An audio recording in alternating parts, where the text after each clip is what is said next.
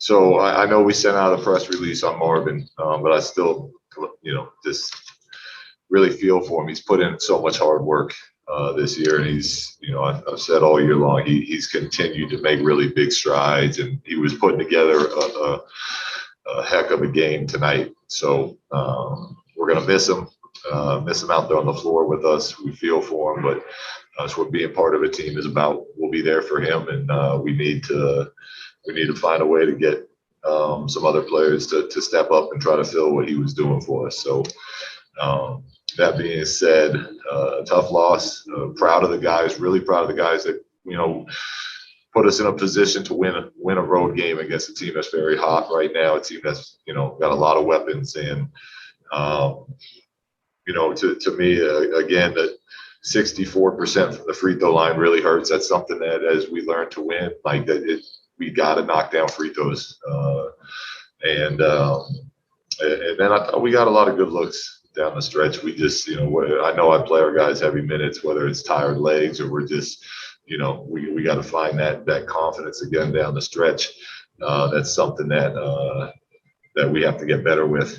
But it's great to be in these opportunities, especially with Tyrese back out there playing big late minutes. And I thought De'Aaron did a great job again of really, just putting us on his back at different times and getting to where he wanted to. Rashawn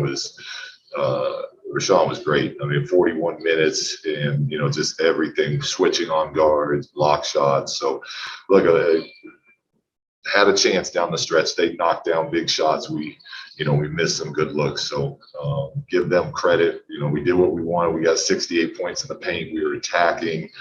At the end of the day, they ended up, making the plays. We'll start with James Ham.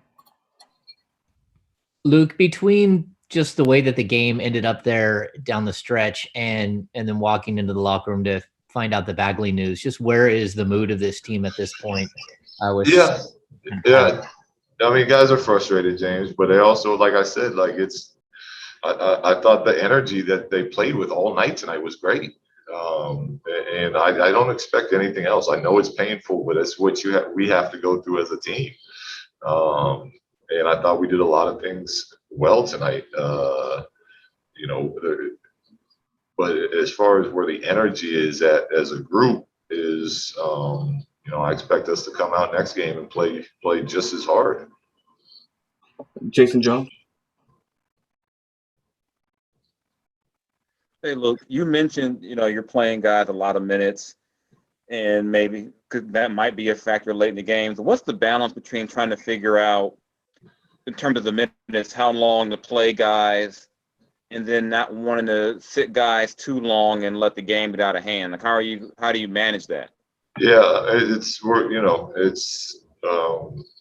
I'm keeping a close eye on them when, I have the general blueprint for how I want to make the subs, but a lot of it is coming down to right now, just when I feel like our guy, certain guys are starting to get tired is when I'm getting them out, other than with Tyrese, who's on a minutes restriction. So the rest of them, we're balancing wanting them out there on the floor, and even especially before Marvin got hurt, like we have some of these guys, we're pulling them out early to sub them back in for each other. So part of that it goes into the equation as well.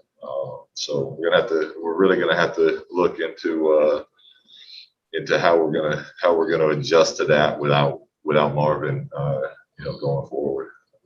Sean Cunningham.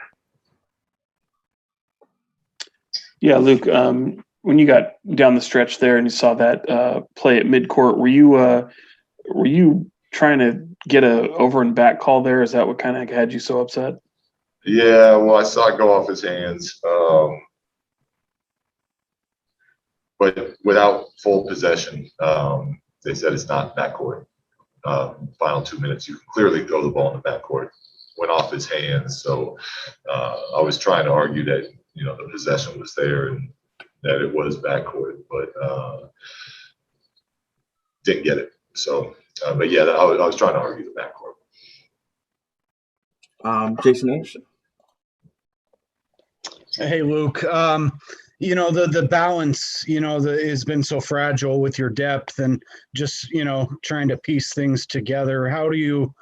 I know it just happened and then you've got to figure some things out with Marvin being out now for a while, but what are your first thoughts on how you deal with that? Yeah, well, first we got to hopefully Tyrese feels fine tomorrow and we can kind of get those minutes continuing to go up. And we'll go from there. Hopefully Hassan can start playing again soon. That would be that would help. But we got to see where we're at tomorrow. With the medical staff and with the players, and then we'll kind of make a decision based on that. Do you need more minutes from Tyrese to be able to start him? Is that something you still think is further down the road, or is it? Yeah.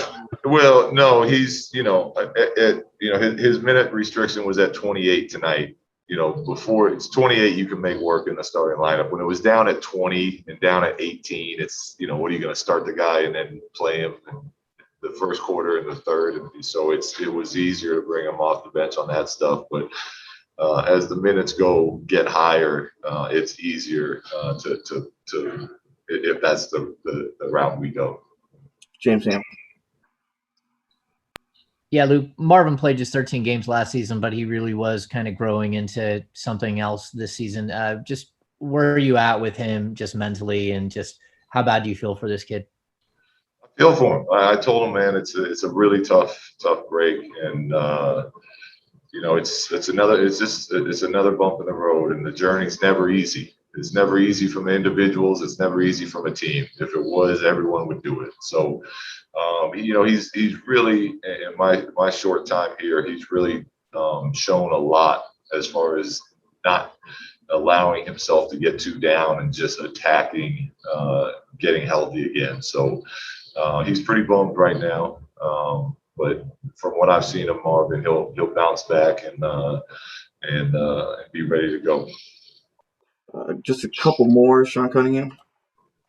Luke, when you talk about kind of coming down the stretch of some of those games, was obviously kind of something you had seen before and just some of the lapses that'll happen. But when you walk away from this one, what's the one thing or two things that just kind of resonate with you when you look at the way the team needs to close out? I would say that again, we want to be able to rely on our defense. I feel like our offense is pretty darn good, and we'll make some plays.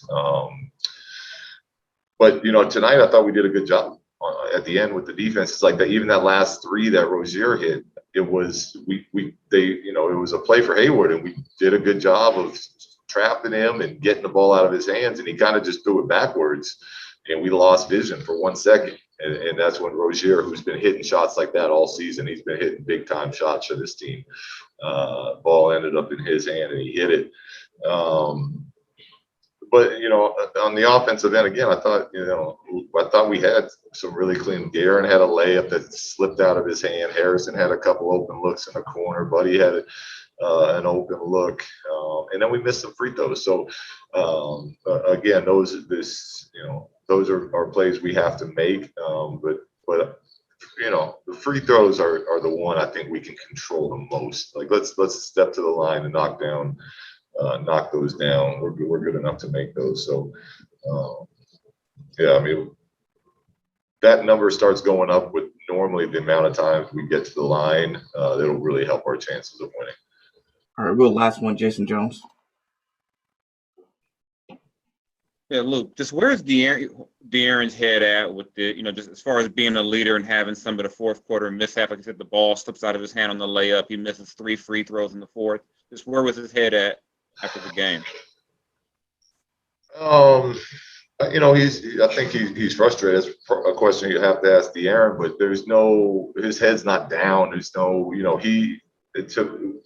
to me, he's really showing and making strides again. Like I just, I feel like the whole team feels him when he's playing like that, and it gives our whole team confidence. So, whether he makes a mistake or not down the stretch shouldn't the frustration should come from our team losing, because as a whole, I thought he really had a great game tonight.